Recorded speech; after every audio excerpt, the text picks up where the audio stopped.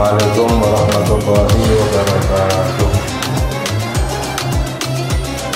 Bismillahirrahmanirrahim. Alhamdulillahirabbil alamin wassalatu wassalamu ala sayyidina Muhammad mustahibadi rahmatillah adada ma fi ilmillah salatan wa salaman daimaini bidawami mulkillah wa ala alihi wa sahbihi wa man walah. Allahumma la ilma lana illa ma 'allamtana wa la fahma lana illa ma 'allamtana innaka antal alimul hakim. Allahumma ahrisna min dhulumatil wahmi wa akrimna binuril fahmi waftah lana abwaba fadlika wa rahmatika wa khazaini ilmika. Allahumma inna nas'aluka fahman nabiyyin wa hifdzal mursalin wa ilhamal malaikatil muqarrabin. Allahumma aghnina bil ilmi wa zayyinna bil hilmi wa akrimna bit taqwa wa jamilna bil afiyah ya arhamar rahimin amin ya rabbal alamin. Alhamdulillah, segala puji milik Allah. Kita bersyukur kepada Allah subhanahu wa ta'ala atas limpahan nikmat yang selalu Allah curahkan kepada kita, baik itu nikmat zahir maupun nikmat batin, baik itu nikmat dunia maupun nikmat akhirat, semuanya adalah dari Allah subhanahu wa ta'ala. Allah berfirman di dalam Al-Quran, wa in ta'uddu ni'matallahi la tuhsuha. Dan jika kamu ingin menghitung nikmatnya Allah, maka tidak sanggup kamu untuk menghitungnya. Di dalam ayat yang lain Allah subhanahu wa ta'ala berfirman, wa ma bikum min ni'matin faminallah. Apapun nikmat yang ada padamu itu datangnya dari Allah subhanahu wa ta'ala. Jadi nikmat apapun dunia dan akhirat, zahir dan batin, semuanya adalah dari Allah. Semoga kita memohon kepada Allah agar Allah memberikan hidayah kepada kita, agar kita menjadi hamba-hamba yang bersyukur kepada Allah subhanahu wa ta'ala. Hamba yang bersyukur kepada Allah maka akan ditambahkan nikmatnya oleh Allah. Hamba yang tidak bersyukur kepada Allah diancam oleh Allah dengan azab yang keras. Na'udzubillah min dzalik. Sebab di dalam Al-Quran Allah subhanahu wa ta'ala berfirman, la tus'alunna yawma idzin anin na'im. Benar-benar kamu akan ditanya tentang nikmat yang kamu dapatkan. Nikmat yang kita dapatkan semuanya akan ditanya oleh Allah subhanahu wa ta'ala. Jadi seharusnya semakin banyak mendapatkan nikmat dari Allah, semakin takut kepada Allah. Karena apa? Semakin banyak ditanya oleh Allah subhanahu wa ta'ala. Makanya salah satu doanya Nabi kita, Nabi Muhammad sallallahu alaihi wasallam, beliau Nabi Muhammad karena takutnya kepada Allah, hamba yang paling takut kepada Allah adalah Nabi kita, Nabi Muhammad sallallahu alaihi wasallam, karena beliau adalah yang paling mengenal Allah subhanahu wa ta'ala. Semakin mengenal kepada Allah, semakin takut kepada, semakin kurang kenalnya kepada Allah, semakin kurang takutnya kepada Allah. Itu yang namanya ma'rifat. Ma'rifat itu adalah mengenal kepada Allah. Orang dilihat ma'rifatnya, mengenalnya kepada Allah, dilihat dari rasa takutnya kepada Allah subhanahu wa ta'ala. Ya, bohong kalau seandainya orang yang mengaku ma'rifat, kenal kepada Allah tapi tidak takut kepada Allah. Semakin takut kepada Allah, semakin mengenal kepada Allah. Apa itu takut kepada Allah? Yaitu menjalankan perintahnya Allah, dan meninggalkan larangannya Allah Subhanahu.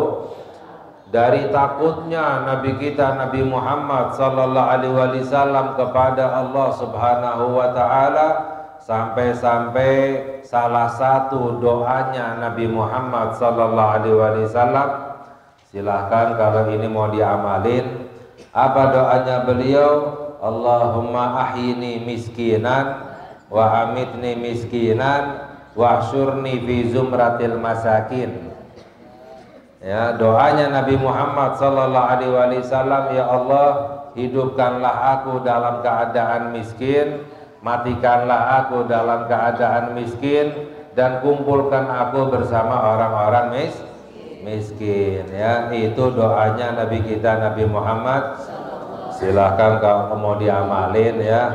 Jujur saja saya belum kuat ngamalinya.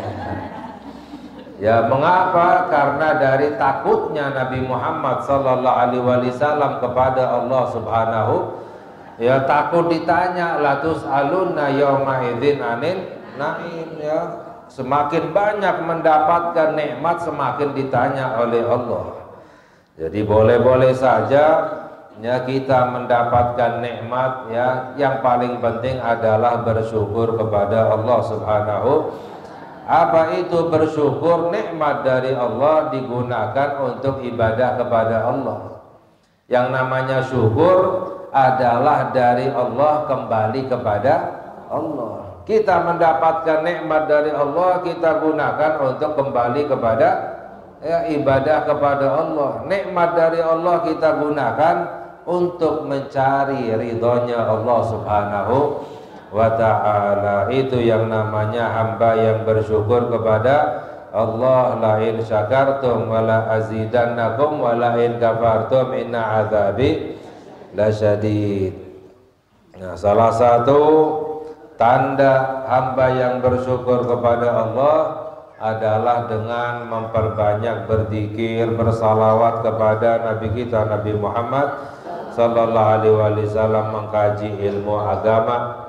Apalagi hadirin hadirat yang dirahmati oleh Allah, ya pada saat ini kita berada di dalam bulan yang diagungkan oleh Allah, bulan yang dimuliakan oleh Allah, yaitu bulan Rajab. Ya, bulan Rajab adalah salah satu bulan yang suci. Ya, di dalam Al-Qur'an Allah berfirman, inna iddata syuhuri indallahi ithna asyara syahran fi kitabillahi yauma khalaqas samawati wal arda minha arba'atun hurum dzalika dinul qayyimu fala tadlimu fihinna anfusakum. Allah berfirman yang artinya sesungguhnya jumlah bulan-bulan yang telah ditetapkan oleh Allah di hari Allah menciptakan langit dan bumi adalah 12 bulan. Sudah diatur oleh Allah, ya peredaran bumi ini dalam setahun adalah 12 bulan. Ya, maknanya apa? Maknanya semuanya ini yang mengatur adalah Allah Subhanahu. Jadi ada yang mengaturnya karena berjalan dengan teratur. Ya, setahun 12 bulan, sehari semalam 24 jam, sebulan 30 hari, ya teratur, beredar. Maknanya apa? Ada yang mengaturnya, yaitu Allah Subhanahu. Kalau tidak ada yang mengaturnya, maka akan menjadi tidak teratur, kacau semuanya. Ya. Jadi jumlah bulan-bulan yang telah ditetapkan oleh Allah di hari Allah menciptakan langit dan bumi adalah 12 bulan. Dzalika dinul qayyimu minha arba'atun hurum. 4 diantaranya adalah bulan suci. Ada 4 diantara 12 bulan adalah bulan suci, yang 3 berurutan, yaitu bulan Dzulqa'dah, bulan Dzulhijjah, dan bulan Muharram, dan yang satu terpisah yaitu bulan Rajab. Dzalika dinul qayyimu, itu adalah ajaran agama yang lurus. Fala tadlimu fihinna anfusakum, maka jangan kamu mendolimi dirimu pada bulan-bulan tersebut. Mendolimi dirinya dengan perbuatan dosa. Sebab orang yang berbuat dosa itu menzalimi dirinya sendiri. Mengapa? Karena mencelakakan dirinya sendiri. Naudzubillah min dzalik. Fala tadlimu, maka jangan kamu berbuat dosa pada bulan-bulan suci. Bukan berarti di bulan lain boleh berbuat dosa, ya, namun lebih diperintahkan oleh Allah untuk meninggalkan dosa khususnya adalah di bulan suci. Para sahabat menjelaskan beribadah di bulan suci, salah satunya bulan Rajab, maka pahalanya dilipat gandakan oleh Allah Subhanahu wa ta'ala, ya. Sebaliknya pun demikian, berbuat dosa di bulan suci maka hukumannya lebih berat, ya, bisa celaka gara-gara berbuat maksiat di bulan-bulan yang disucikan oleh Allah Subhanahu wa ta'ala. Jadi perbanyak untuk beribadah. Pernah diceritakan oleh Al-Imam Al-Ghazali radhiyallahu ta'ala anhu. Ini yang cerita Imam Ghazali, ya, bukan cerita dari orang yang tidak jelas atau dari internet dan lain sebagainya. Ini yang cerita seorang wali besar, yaitu Al-Imam Al-Ghazali. Beliau menceritakan dahulu ada seorang wanita di Palestina itu yang ketika masuk bulan Rajab membaca surat Al-Ikhlas sebanyak 12.000 kali, ya, membaca surat Al-Ikhlas sebanyak 12.000 karena salah satu, ya, bacaan yang paling afdal membaca surat Al-Ikhlas, ya. Ta'dulu thuluthul Quran, dalam hadis surat Al-Ikhlas itu menyamai sepertiga Al-Quran. Dibaca 3 kali seperti membaca Al-Quran seluruhnya. Itu dibaca sebanyak 12.000 kali khusus di bulan Rajab. Dan wanita ini memakai pakaian khusus yang digunakan di bulan Rajab sambil membaca surat Al-Ikhlas, kain wol. Lalu ketika wanita ini pada akhir itu dilakukan setiap bulan Rajab. Ketika wanita ini sakit, wasiat kepada putranya, punya putra, wahai putraku, jika aku meninggal, aku wafat, ya, kafani aku dengan kain yang biasa aku pakai di bulan Rajab, ya. Akhirnya meninggal dunia. Ketika meninggal karena putranya itu orang kaya, dilihat kainnya itu sudah, ya, udah kusut, udah usang, udah lama, ya. Akhirnya dibelikan kain kafan yang mahal, yang bagus, dikafani dengan kain kafan yang mahal. Baru dikuburkan pada malam harinya, putranya itu bermimpi bertemu dengan ibunya, ya. Ibunya berkata di dalam mimpinya, wahai anakku, aku tidak ridho kepadamu, ya. Mengapa? Karena kamu tidak menjalankan wasiatku, kamu tidak mengkafani aku dengan kain yang biasa aku pakai di bulan Rajab, ya. Ketakutan ini anak tidak mendapatkan ridho ibu, berarti tidak mendapatkan ridhonya Allah Subhanahu wa ta'ala. Pagi-pagi, baru semalam dikuburkan, pagi-pagi digali itu kuburan ibunya, membawa kain yang biasa dipakai di bulan Rajab untuk dikafani dengan kain tersebut, ya. Ketika digali kuburan ibunya, ternyata jasad ibunya sudah hilang, ya, nggak ada bekasnya sedikit pun, nggak ada bekas galian, ya, masih utuh. Bingung ini anak, istilahnya hampir-hampir gila, kok bisa baru semalam dikuburkan nggak ada bekas galian lagi, kok tiba-tiba digali nggak ada bekas jasad ibunya, kosong, hilang, ya. Ketika anak ini kebingungan mendengar suara ini datangnya dari para malaikat yang diperintahkan oleh Allah Subhanahu wa ta'ala. Ama alimta anna man ata'ana fi Rajab la natrukuhu fardan wahida. Suara ini mengatakan, tidakkah kamu tahu bahwa barang siapa yang berbuat taat kepadaku di bulan Rajab, kami tidak akan meninggalkannya dalam keadaan sendiri, kata Allah.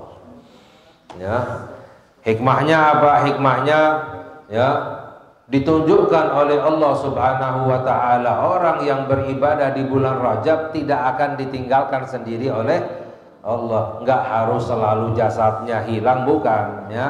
Tapi maknanya ditunjukkan oleh Allah, langsung dibawa jasadnya dimasukkan ke dalam surga. Ya, intinya adalah orang yang beribadah di bulan Rajab itu akan dimuliakan oleh Allah Subhanahu wa taala. Sedangkan salah satu doanya Nabi kita Nabi Muhammad sallallahu alaihi wasallam ketika masuk bulan Rajab, Allahumma barik lana bi Rajab wa Sya'ban wa balighna Ramadan. Nah, khusus masuk bulan Rajab ini doanya Nabi kita Nabi Muhammad, ya Allah berkahilah kami di bulan Rajab, bulan Sya'ban, sampaikan kami bulan Ramadan. Berkah itu maknanya apa? Ibadah.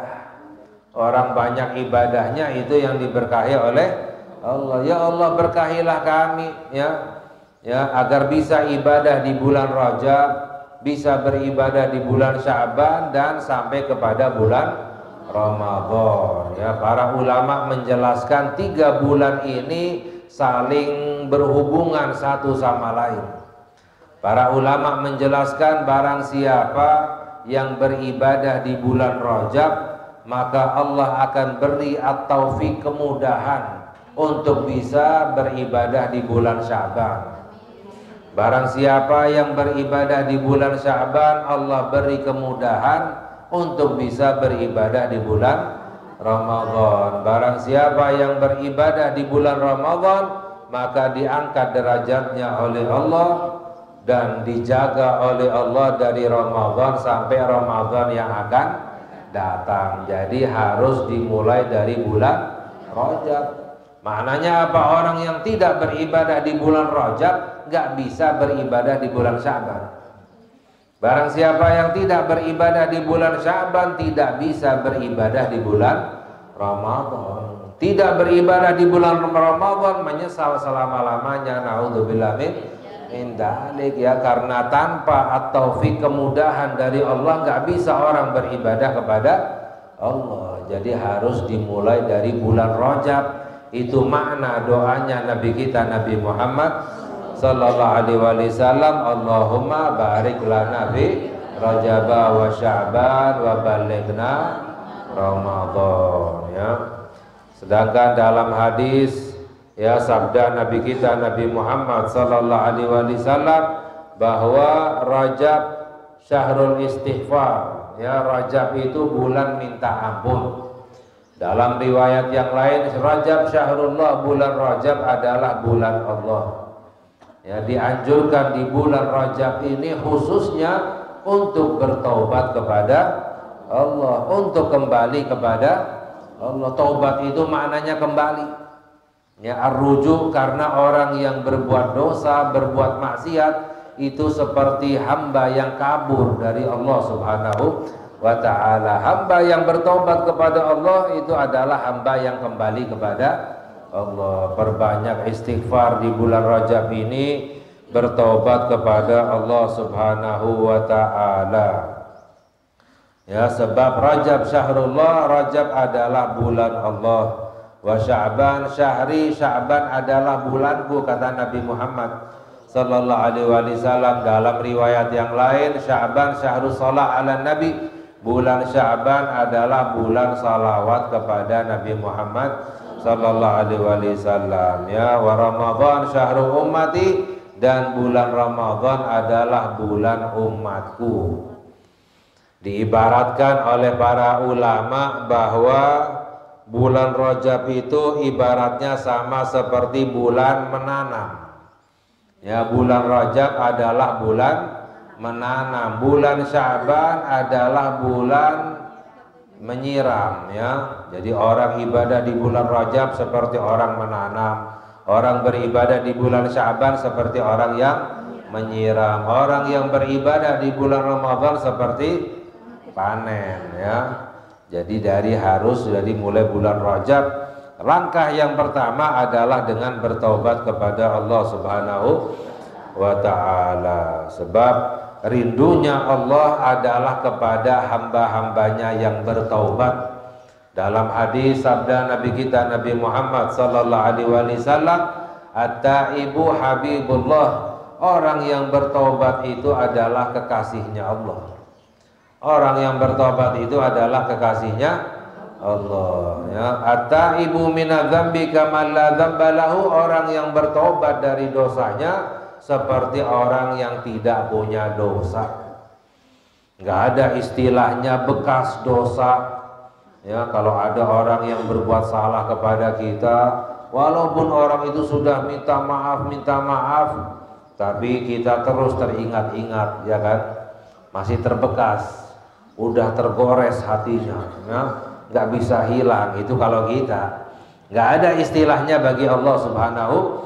Kalau Allah sudah mengampuni hambanya, Allah terima taubatnya seperti orang yang tidak pernah berbuat dosa kepada Allah Subhanahu wa ta'ala. Itu adalah kasih sayangnya Allah. Makanya pernah sahabat duduk bersama Nabi kita Nabi Muhammad sallallahu alaihi wasallam, lalu melihat ada seorang ibu yang kehilangan anaknya.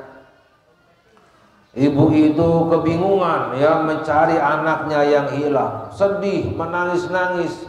Ketika menemukan anaknya yang hilang, langsung dipeluk-peluk itu anaknya, diciumin, ya.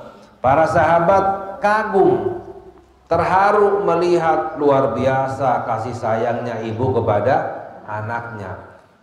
Lalu disabdakan oleh Nabi kita Nabi Muhammad sallallahu alaihi wasallam, apakah kalian kagum melihat sayangnya ibu ini kepada anaknya? Demi Allah, Allah lebih sayang lagi kepada hambanya ketika menemukan hambanya yang kembali kepada Allah Subhanahu wa ta'ala, ya. Hamba yang berbuat maksiat seperti hamba yang hilang, kabur dari Allah Subhanahu wa ta'ala. Ketika bertobat kepada Allah seperti kembali kepada, ya, Allah menemukan hambanya kembali yang hilang ketika bertobat. Sayangnya Allah kepada hambanya lebih daripada sayangnya seorang ibu kepada anaknya, ya. Jadi selalu dirindukan tobatnya kita oleh Allah Subhanahu wa ta'ala.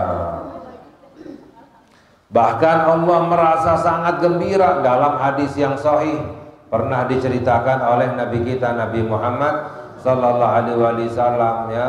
Gembiranya Allah ketika menemukan hambanya yang hilang, ya.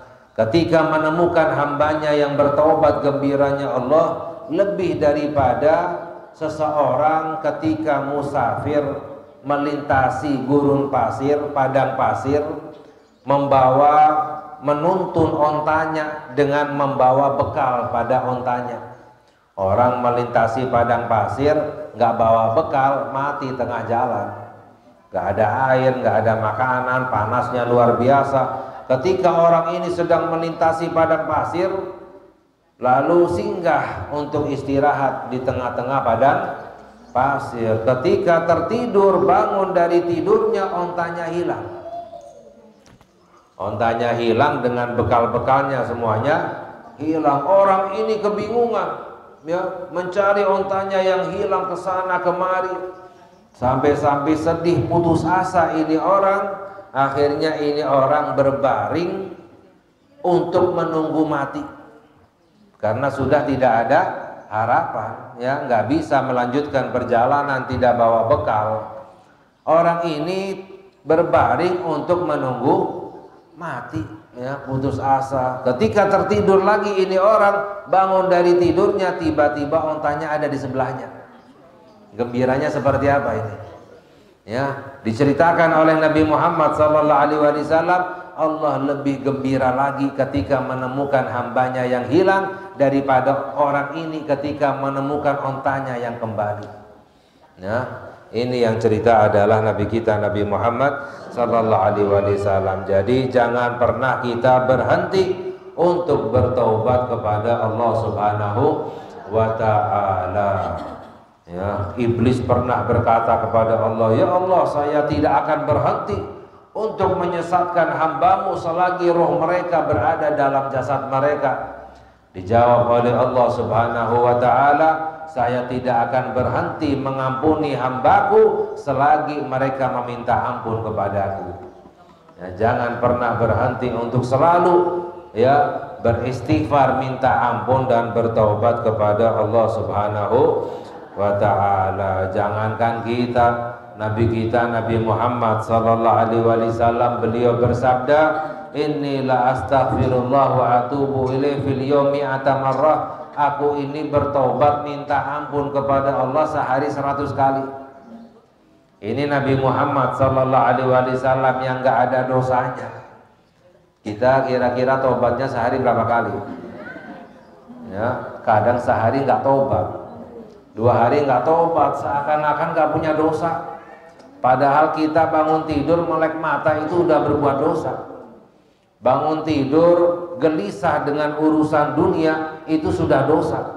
Berprasangka buruk kepada Allah Subhanahu wa ta'ala. Bangun tidur ada perasaan benci kepada orang itu udah dosa. Ya, bangun tidur ada perasaan dengki kepada orang lain itu udah dosa. Ada prasangka buruk kepada orang lain itu udah dosa. Baru bangun tidur, belum melek matanya ngelihat orang lain, belum ketika keluar rumah, ya, numpuk dosa kita. Makanya dalam sehari ya kita harus banyak untuk istighfar dan bertaubat kepada Allah Subhanahu wa ta'ala. Ya, dari mulai bulan Rajab ini agar kita mendapatkan keberkahan kemuliaan bulan Rajab dan Sya'ban, dan semoga Allah sampaikan kita bulan Ramadan, amin ya rabbal alamin. Hadirin hadirat yang dirahmati oleh Allah, kita melanjutkan kajian kita memasuki pembahasan tentang sholat sunnah. Bermacam-macam sholat sunnah. Dalam hadis sabda Nabi kita Nabi Muhammad sallallahu alaihi wasallam, "Ma'adinallahu li'abdin fi syai'in afdala min rak'ataini au aktsara min rak'atain." Sabda Nabi kita Nabi Muhammad sallallahu alaihi wasallam, tidaklah Allah mengizinkan untuk seorang hamba di dalam sesuatu yang lebih afdal daripada 2 rakaat atau lebih dari 2 rakaat. Maknanya amalan yang paling afdal, yang paling dicinta oleh Allah adalah sholat. Amalan wajib yang paling afdal adalah sholat wajib. Amalan sunnah yang paling afdal adalah sholat sunnah. Wa innal birra la yadurra fauqa ra'sil abdi maka nafis sholah. Dan sesungguhnya kebaikan akan ditaburkan di atas kepala seorang hamba selagi hamba itu di dalam sholat. Ketika orang sholat terus mendapatkan kebaikan dari Allah Subhanahu, seperti ditaburkan kebaikan di atas kepalanya. Semakin lama sholatnya semakin banyak kebaikannya. Makanya sholat jangan cepat-cepat, ya, seakan-akan nggak mau ditaburi dengan kebaikan. Ya, semakin lama sholatnya semakin banyak mendapatkan kebaikan dari Allah Subhanahu wa ta'ala. Wa ma taqarraba 'abdun ilallahi azza wa jalla bi afdala mimma kharaja minhu. Dan tidaklah seorang hamba mendekatkan kepada Allah dengan ibadah yang lebih afdal daripada sholat. Sholat itu adalah ibadah yang paling afdal untuk mendekatkan diri kepada Allah Subhanahu wa ta'ala. Ya, sebab apa? Orang yang sholat itu menghadap kepada Allah. Mi'rajul mu'min, dalam hadis sholat itu mi'rajnya orang mukmin, bertemu dengan Allah Subhanahu wa ta'ala. Ya. Sedangkan yang pertama, sholat sunnah yang dianjurkan adalah sholat sunnah rawatib. Ya, sholat sunnah qobliyah dan ba'diyah. Ya, jawabir lil faraid. Sholat sunnah rawatib itu menambal sholat wajib. Kalau sholat wajibnya ada yang kurang, maka bisa ditambah dengan sholat sunnah. Kalau nggak ada sholat sunnahnya, kurang sholat wajibnya. Makanya nanti di hari akhirat Allah akan perintahkan, ya, dalam hadis yang pertama dihisab itu adalah sholat. Kalau sholatnya kurang, Allah perintahkan, coba lihat ada sholat sunnahnya tidak. Kalau ada sholat sunnahnya, ditambah itu sholat wajibnya sehingga menjadi sempurna sholat wajibnya. Tapi kalau tidak ada sholat sunnahnya, sholat wajibnya kurang, ya, nggak akan sempurna. Nah, sedangkan sholat sunnah rawatib itu ulama ada 3 pendapat jumlahnya. Pendapat yang pertama jumlahnya adalah dalam sehari semalam 10 rakaat. Ya, sehari semalam 10 rakaat, 2 sebelum zuhur, 2 setelah zuhur, 2 setelah maghrib, 2 setelah isya, dan 2 sebelum subuh. 10 rakaat. Ini pendapat yang pertama. Pendapat yang kedua, pendapat yang paling kuat, yaitu dalam sehari semalam 12 rakaat ditambah sebelum zuhur 2 rakaat. Ini pendapat yang lebih kuat yang dijalankan oleh Nabi kita Nabi Muhammad sallallahu alaihi wasallam, yaitu 4 rakaat sebelum zuhur, 2 setelah zuhur, 2 setelah maghrib, 2 setelah isya, dan 2 sebelum subuh. 12 rakaat. Dalam hadis, barang siapa yang sholat sunnah 12 rakaat dalam sehari semalam, Allah bangunkan istana di dalam sorga. Ya, maknanya apa? Tinggalnya di sorga. Karena apa? Rumahnya di sorga. Orang bangun rumah di Bogor, tinggalnya di mana? Kalau di Kalimantan kan nggak nyambung, ya kan? Bangun rumah di Bogor berarti tinggalnya di Bogor. Bangun rumah di Kalimantan berarti tinggalnya di. Bangun rumah di sorga berarti tinggalnya di mana? Ya, nggak nyambung kalau tinggalnya di neraka. Ya, caranya bagaimana? Jaga selalu sholat 12 rakaat qabliyah dan ba'diyah, ditambah dengan 4 rakaat sebelum asar, lebih afdol. Jadi totalnya 16 rakaat, ya. Dalam hadis sabda Nabi kita Nabi Muhammad sallallahu alaihi wasallam, ya, man shalla qablal asri arba'an harramahullahu 'alan nar. Barang siapa orang yang selalu menjaga sholat sebelum asar 4 rakaat, Allah haramkan masuk ke dalam api neraka. Dalam hadis yang lain Nabi Muhammad sallallahu alaihi wasallam bersabda bahwa rahimallahu imra'an shalla qablal asri arba'an. Nabi Muhammad mendoakan semoga Allah merahmati orang yang sholat sebelum asar 4 rakaat. Jadi orang yang sholat sebelum asar 4 rakaat mendapatkan doanya Nabi kita Nabi Muhammad sallallahu alaihi wasallam agar dirahmati oleh Allah Subhanahu wa ta'ala, ya. Khususnya juga 2 rakaat sebelum subuh sunnah fajar. Kenapa kalau sunnah fajar gak ada qobliyahnya? Karena sholat yang tidak ada ba'diyahnya tidak perlu disebut qobliyahnya. Gak perlu disebut qobliyah subuh, gak perlu, karena gak ada ba'diyahnya. Qobliyah itu sebelum, ba'diyah sesudah. Jadi kalau gak ada ba'diyahnya cukup disebut sunnahnya, sholat sunnah subuh atau sholat sunnah fajar. Sama seperti asar. Asar tidak ada ba'diyahnya, jadi cukup dibaca usolli sunnatal asri, ya. Tapi kalau ada ba'diyahnya harus disebut qobliyahnya atau ba'diyahnya, ya. Rakaatal fajri khairum minad dunya wa ma fiha. Dalam hadis sabda Nabi kita Nabi Muhammad sallallahu alaihi wasallam, 2 rakaat fajar sunnah fajar, ya, qobliyah subuh lebih baik daripada dunia dan seluruh isinya. Maknanya ini orang paling kaya, ya, adalah orang yang selalu menjaga sholat sunnah fajar, ya. Dan di dalam hadis yang lain, la yuhafid ala rak'atayil fajri illa awab, tidaklah menjaga 2 rakaat sunnah fajar kecuali orang yang awab, yang kembali kepada Allah Subhanahu wa ta'ala.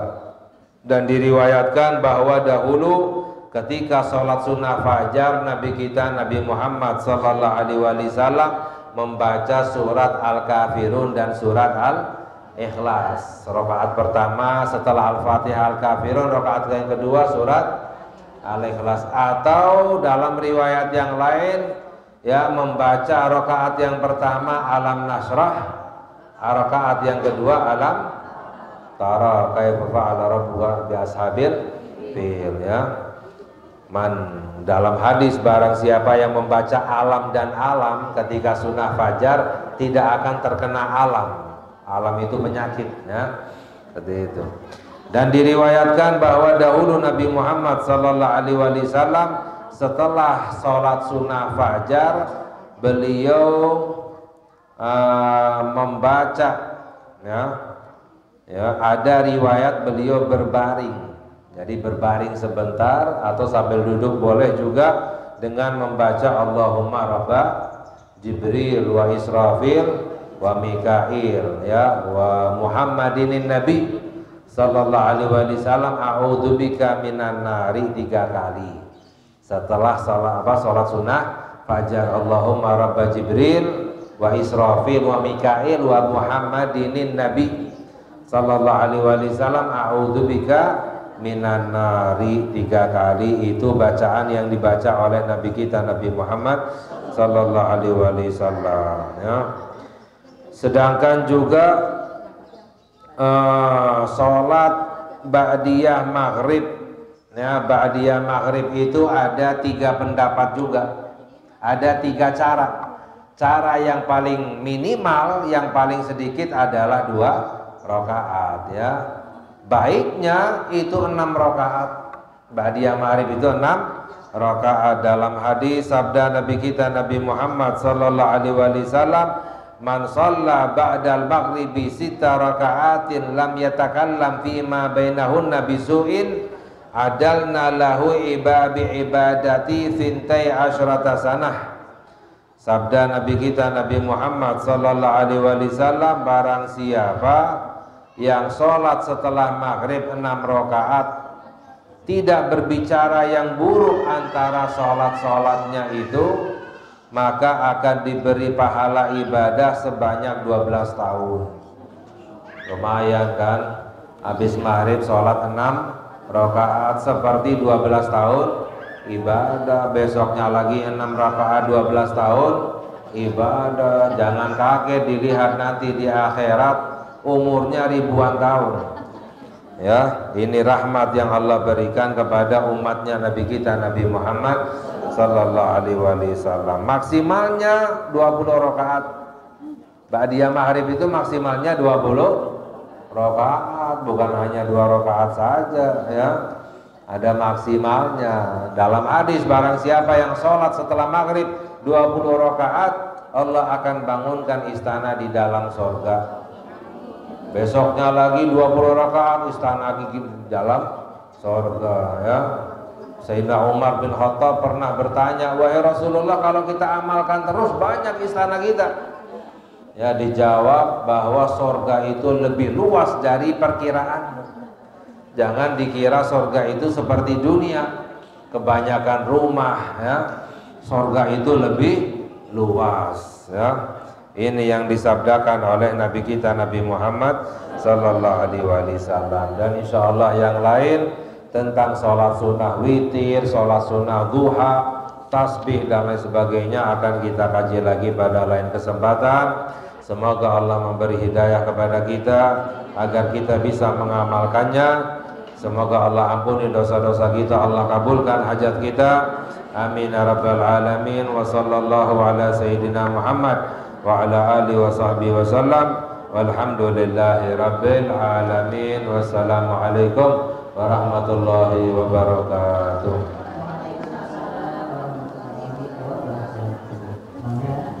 Ada dari teman kita yang bertanya sama lagi, enggak, silakan.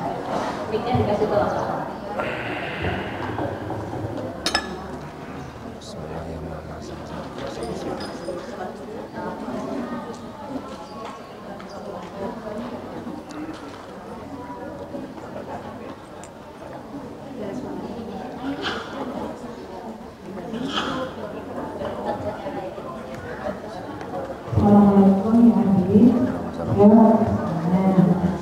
Apabila kita pernah berbuat dosa dari mulai balik sampai sekarang, terus kita ikut bertobat sama Allah, apakah nanti di yaumul akhir semua perilaku perbuatan kita di dunia itu masih diperlihatkan atau sudah dihapus?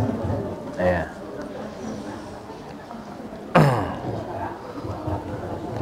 Ya, orang yang bertobat kepada Allah apakah nanti di akhirat diperlihatkan dosanya atau tidak? Jika Allah mengampuni dosa seorang hamba, maknanya apa? Ditutupi dosanya oleh Allah. Maknanya nggak kelihatan, tidak ada yang tahu, bahkan malaikat pun dilupakan oleh Allah. Malaikat pencatat amalan yang mencatat dosa kita, kalau sudah dosa kita diampuni oleh Allah, Allah jadikan malaikat lupa dengan dosa kita. Kalau ditanya itu malaikat, apakah ini pernah berbuat dosa? Oh lupa, saya nggak pernah kayaknya. Ya, malaikat pun itu nggak tahu, ditutupi oleh Allah. Apalagi yang lain, tidak ada yang tahu, hanya kecuali Allah Subhanahu wa Ta'ala. Itu adalah jika dosa sudah diampuni oleh Allah Subhanahu wa Ta'ala. Makanya salah satu cara agar dosa kita ditutupi oleh Allah, kita tutupi dosa orang lain. Man satara musliman satarahullah fid dunya wal akhirah. Dalam hadis sabda Nabi Muhammad sallallahu alaihi wasallam, barang siapa yang menutupi kekurangan orang lain, maka kekurangannya akan ditutupi oleh Allah. Barang siapa yang membuka kekurangan orang lain, kekurangannya dibuka oleh Allah Subhanahu wa Ta'ala. Ya, seperti itu. Enggak. Enggak. Enggak. Waalaikumsalam.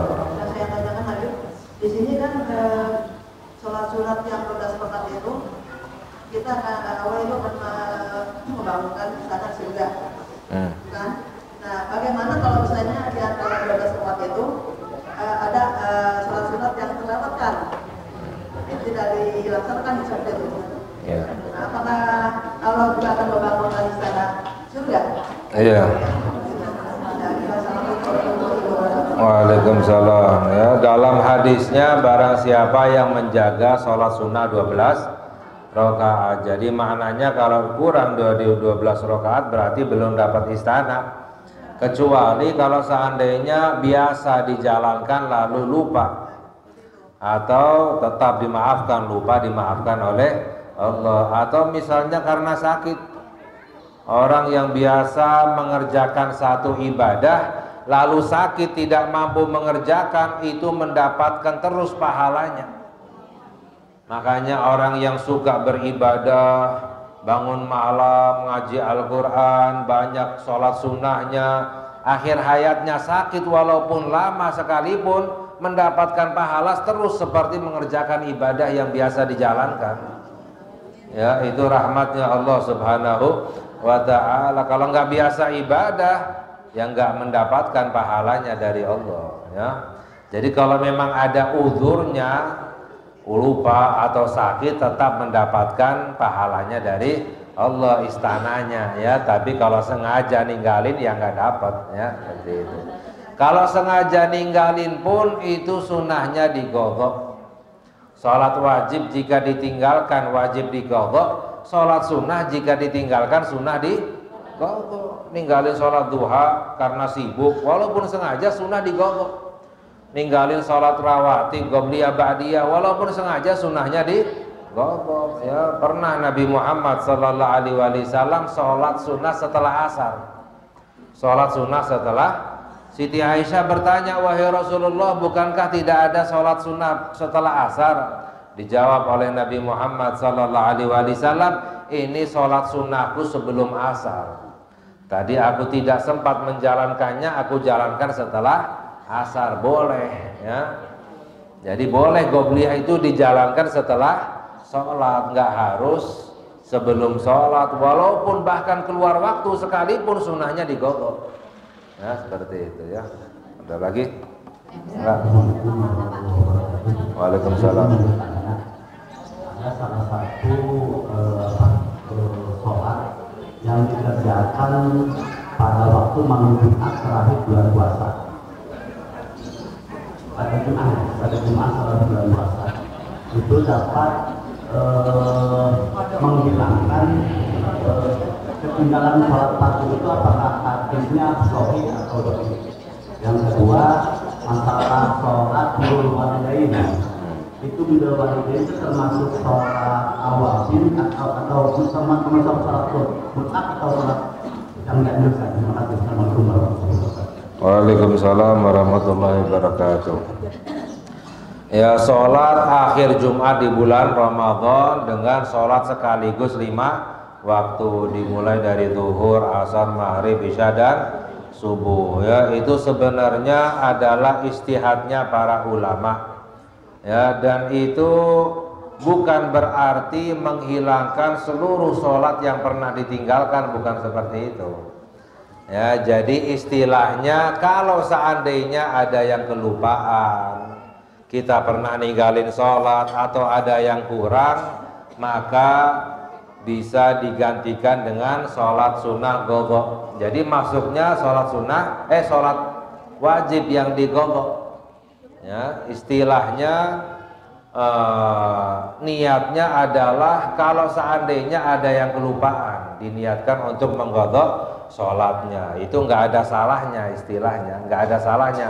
Yang salah kalau beranggapan ini sholat menghapus seluruh sholat yang pernah ditinggalkan, itu salah seperti itu. Walaupun ada perbedaan pendapat ulama, ada ulama yang melarang karena tidak ada rujukannya, namun ada ulama yang tidak melarang. Maknanya boleh-boleh saja, nggak ada salahnya.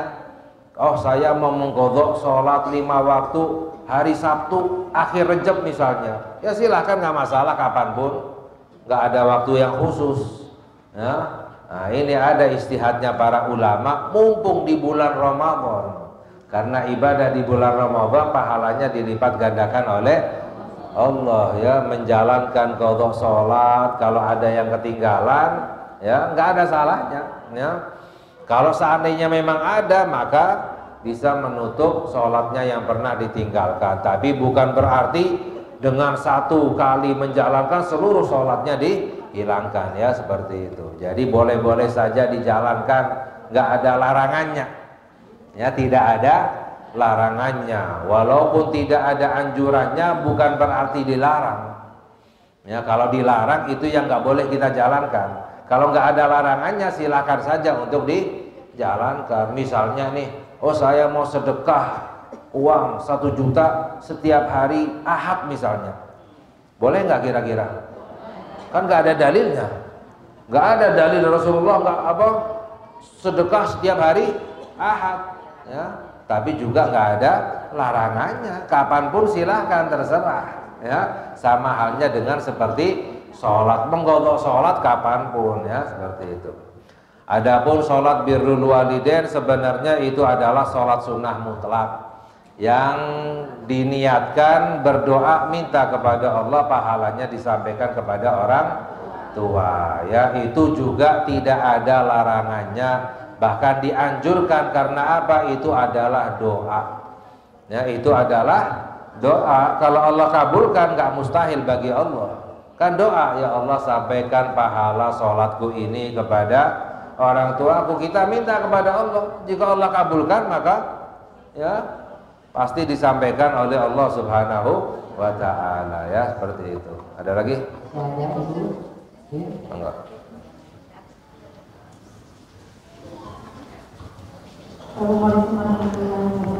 Waalaikumsalam.